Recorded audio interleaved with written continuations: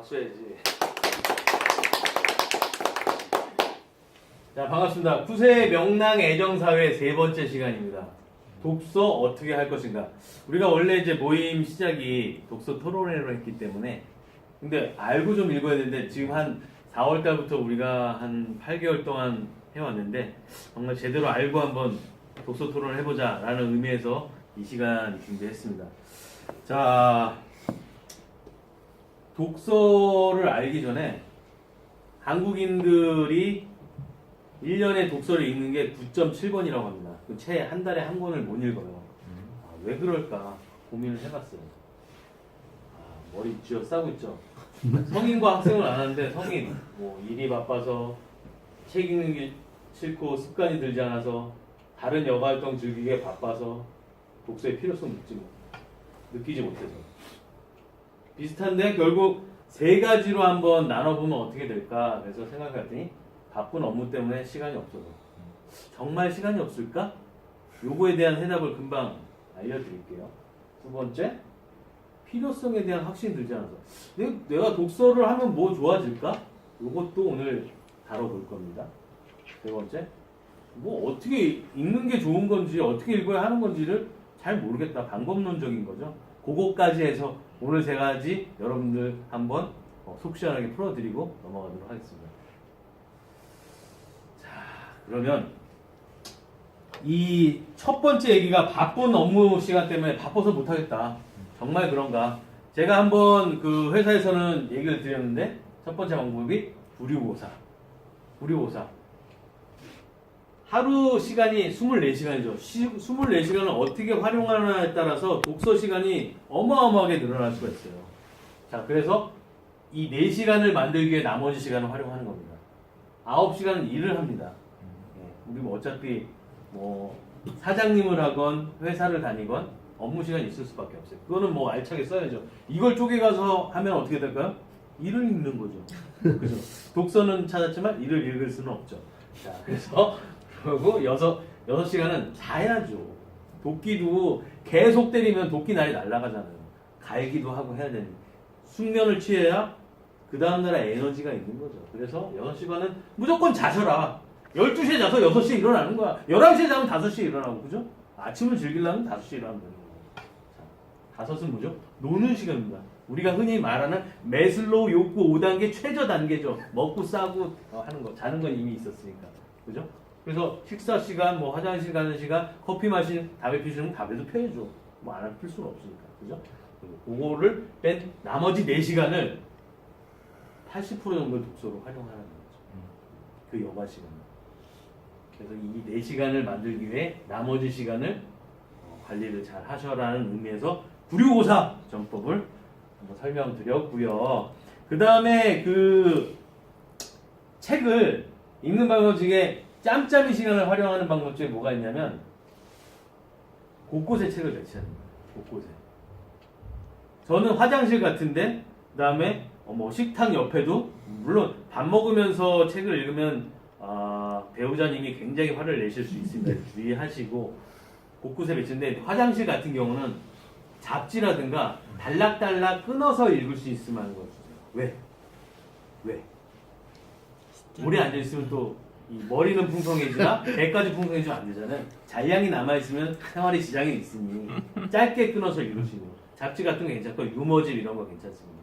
그리고 자기 전에 읽는 거는 너무 어려운 책을 놔두면 잠이 안 오고, 또 그렇다고 너무 재밌는 책을 놔두면 못 자요. 책을 끊어요. 추리 소설 때문에 제가 잠을 못 잔 적이 한 번 있어요. 여러 번 있었습니다. 그래서 적당한 책을 넣어라. 그래서 딱 끊어질 수 있는 것들을 주로 놓고, 그다음에 보이는 곳에 곳곳에 놔두다 보면 책을 읽게 돼 있어요. 그래서 좋다. 그거의 이유 중에 하나가 초병렬 독서. 여기 나오죠. 책 10권을 동시에 읽어라. 마코토라는 사람이 지은 책인데, 한꺼번에 경영서적, 소설, 시 막 이런 걸 다 병렬적으로, 병렬이라는 게 나란히 쓰는 거잖아요. 이렇게 읽는 방법도 있다. 그래서 요 세 가지를, 왜냐하면 한 권을 다 읽으려고 노력하다 보면은 그게 마음의 짐이 돼요. 그래서 읽고 싶은, 아까 누구 얘기하셨는데, 읽고 싶은 부분 읽다가 끝날 수도 있는 거예요. 그리고 책이라는 게 꼭 처음부터 끝까지 읽어야 되는 것도 아니에요. 그죠? 그러면 내가 읽고 싶은데 읽어가면서 그건 계속 갖고 있는 거예요. 어떤 책은 병렬식으로 그 챕터 단위로 내용이 개별적으로 독립적으로 된 것들이 있어요. 그런 뭐 옴니버스 책도 있겠지만 그래서 그런 것들은 따로 읽을 수도 있다. 그런 방법을 활용하면 바빠서 하나도 못 읽겠습니다라는 말은 솔직히 하기 힘들지 않을까 이렇게 생각이 되고요. 그래서 일단 바빠서 못 읽는다 이게 해결된 거예요. 안 돼도 넘어가. 그래서 우리가 책을 읽어야 하는 이유. 이거는 뭐 우리 같이 성인들도 해당되는 거고 우리 어린아이들한테도 얘기를 해주면 좋을 것 같아요. 뭐든지 이유와 원인을 알면 자기가 집중하는 데 도움이 되잖아요. 자, 이거는 빅터 프랭클의 죽음의 수용소라는 책인데 이 프랭클 박사가 쓴 책이에요. 실제로 이 수용소에서 살아났어요. 우리 아우슈비츠 있었죠. 있었는데 여기에 있던 사람들이 어떤 사람들이냐면 대부분 평균 3, 4일을 살다 죽었어요. 유대인들이 끌려가서 600만 명이 죽었잖아요. 3, 4일가 죽었는데 3, 4일이라는 게 사실 뭐 수염 좀 자라서 어수룩할 때 정도예요. 그렇죠. 네. 아, 3, 4일이 잘못 말했습니다. 3개월. 3개월 정도 살다가 다 돌아가셨는데 그래서 대부분 씻지도 않고 이게 다 포기하게 돼요. 어차피 죽을 거니까. 근데 살아남은 사람들의 공통점을 봤더니 먹을 물 주는 거 뭐 한 병을 주잖아요. 그러면 반을 마시고 반은 세수도 하고 수염도 깎고 했대요. 그래서 항상 깨끗하게 자신이 인간답게 유지할 수 있는 거를 끝까지 갔다는 거죠. 그런 사람들만 살아남는 거예요. 죽음조차 희망으로 승화시킨 인간 존엄성의 승리라는 주제를 단 죽음의 수용소. 여기 비밀 독서단에서 정유정 작가가 나와가지고 이분이 산티아고 순례길을 40일 동안 걸으면서 이 책을 계속 읽으면서 마음을 다짐했다고 합니다. 그래서 여러분도 한번 꼭 읽어볼 만한 책이지 않나 생각이 들었고요. 왜 살아야 하는지 아는 사람은 그 어떤 상황도 견뎌낼 수 있다. 이거 누가 얘기했죠? 니체죠, 니체.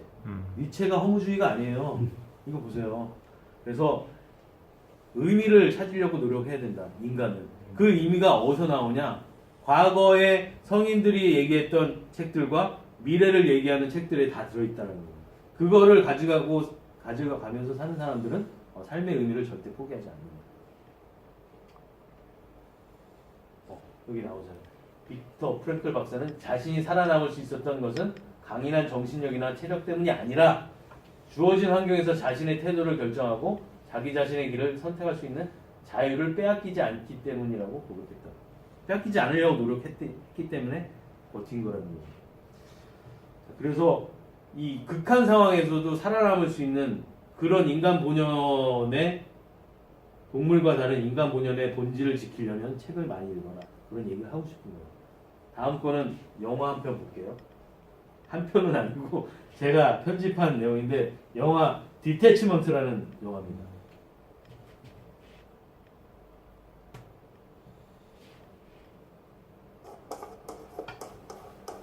What does that mean?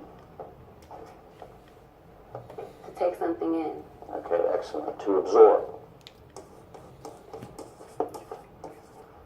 Anyone? Everywhere, all the time. So what is ubiquitous assimilation? Always absorbing everything everywhere all the time.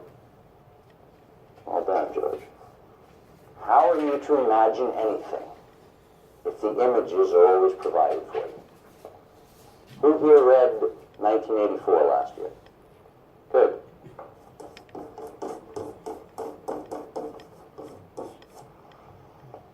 Anyone? Meredith? Having two opposing beliefs at once and believing that both are true. Excellent, Meredith.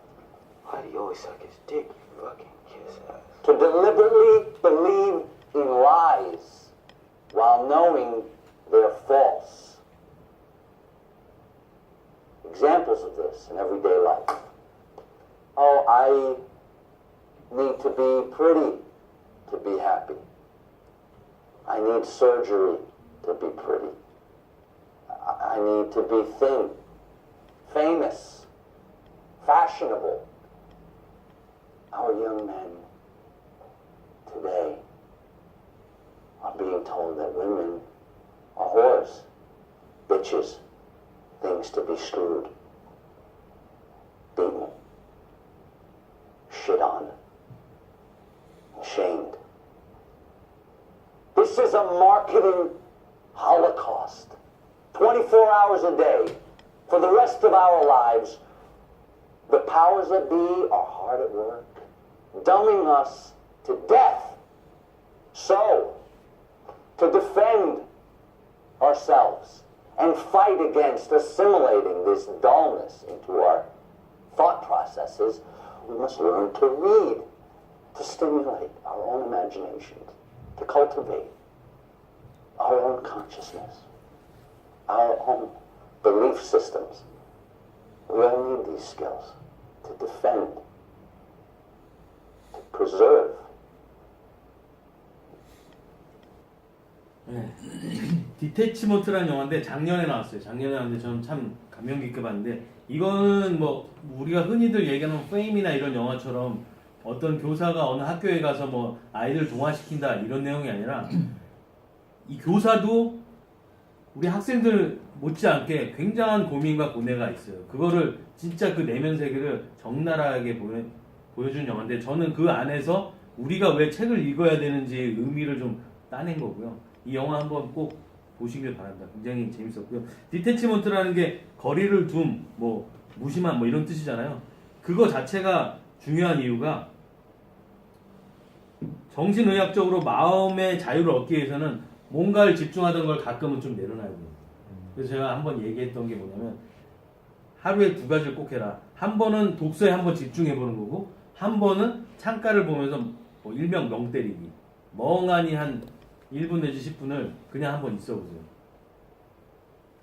머리가 싹 포맷되면서 다시 집중할 수 있는 그게 될 수 있는. 바캉스라는 뜻도 그런 거거든요. 자유를 찾다는 얘기예요. 바캉스가. 바캉스라는 뜻 자체가. 그건 뭐냐면 한 번쯤은 모두 내려놓고 자기의 바닥을 다지는 일들을 해줘야 실제로 자기가 더 큰 일을 할 수가 있는 거예요. 그래서 실리콘밸리의 경영자들은 뭐라 그러냐면 Deconnected to connect. Deconnected to connect 무슨 뜻이냐면 연결을 위한 단절 훈련이에요. 연결을 위해. 그래서 마이크로소프트 빌 게이츠 같은 친구는 1개월을 아예 여행을 합니다. 단절시키고 회사 일 안 합니다.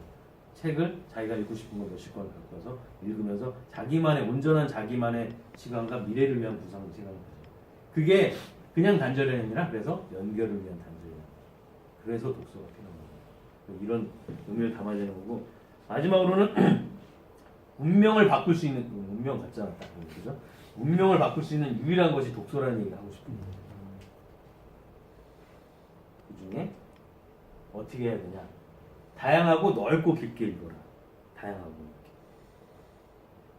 그 스티븐 코비 박사의 그 우리 되게 유명한 거 있잖아요. 성공하는 사람들 7가지 습관 보면은 제일 중요한 게 뭐라고 하죠? 사상안으로 나왔을 때 멀리 있지만 가장 중요한 걸 제일 먼저 중요하게 준비하라고 했잖아요. 그게 독서인 거예요. 내가 지금 당장 필요한 걸 읽을 수도 있지만 먼 훗날의 일에 대비하기 위해서 독서를 하라는 거죠.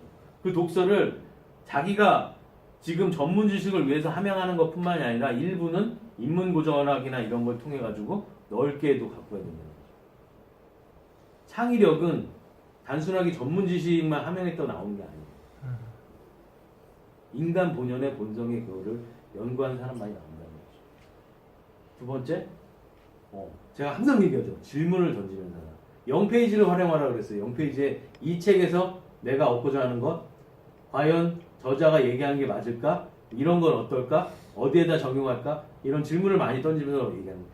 그 읽고 나중에 토론하는 것도 그 질문에 대한 해답을 찾기 위해서 하는 거잖아요. 그죠? 그래서 마지막으로 터닝 포인트가 될 책을 읽어라. 초보자 같은 경우는 저희는 뭐 어떤 책부터 읽어야 돼 이렇게 물어보시는 분들이 있어요. 초보자 같은 경우는 저는 주로 자기계발서를 읽어보려고 합니다. 왜? 내가 읽을 자세가 안 된 사람은 읽어야 대한 동기부여가 사실은 제일 먼저 보여요. 자세가 안 돼 있는 사람은 그러니까 타자 들어갔는데 자세가 안 돼 있고 이러고 있는데 칠 수 있겠어요? 자세부터 만들어줘야 된다는 거예요. 그래서 쉬운 자기계발서. 자기계발서 솔직히 금방 쉽게 읽혀지고 공감되는 내용이잖아요. 그래서 자기계발서를 주로 얘기하는데 진짜 인생의 터닝 포인트를 할 사람은 역사서를 읽어요.